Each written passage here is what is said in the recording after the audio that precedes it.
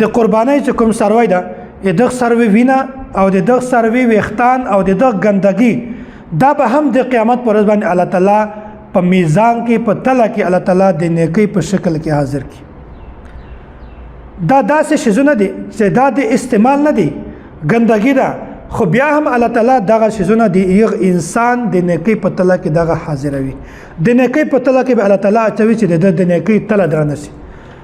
ام المؤمنین ام عائشہ رضی الله تعالی عنها دا فرمای وای رسول الله صلی الله علیه وسلم فرمایلی دي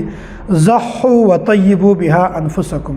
وای تاسو قربانی کوي وطيبوا بها انفسکم او په دا باندې خپل زړه خوشحال کړئ.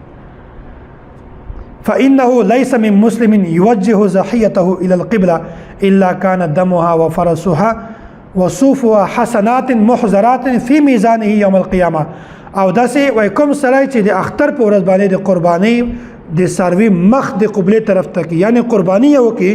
د دغه څاروي وینه، د دغه څاروي ویښتان، د دغه څاروي ګندګي فضله چې هغه د استعمال قابل نه ده، دا به هم الله تعالی د قیامت په ورځ باندې د دغه انسان په ترازو کې د نیکۍ په ترازو کې د نیکۍ په شکل باندې حاضروي. څومره زیات د الله رسول صلی الله علیه وسلم د فضیلت بیان کړی دا